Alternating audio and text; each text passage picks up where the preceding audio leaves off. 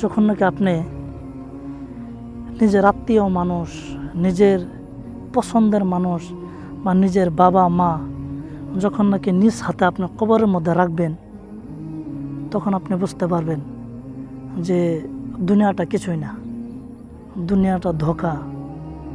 বা আপনার কত মানুষ যখন নাকি আপনার কবরে রাখবেন, তখন আপনি বুঝতে পারবেন যে তারা দুনিয়ার মধ্যে টাকা টাকা করছিল বা দুনিয়ার মধ্যে অত দাপট দেখাচ্ছিল, আজকে সে নিজের হাতে কাফন পরতে পারতেছে না, আজকে সে নিজে নিজে মাটিতে শুইতে পারতেছে না, তাকে অন্য মানুষে কাফন পরার লাগতেছে, তাকে অন্য মানুষের কবরের মধ্যে রাখতে লাগতেছে, সে নিজে নিজে নামতে পারতেছে না। দুনিয়া একটা ধোঁকার জায়গা।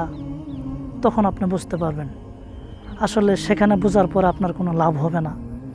সেজন্য যে এখনই বুঝেন যে দুনিয়াটা ধোঁকার জায়গা বা দুনিয়া কিছুই না, যে কিছু আমল যদি নিয়ে যায় আমরা কবরে, আমরা সেখানে সুখে থাকতে পারবো।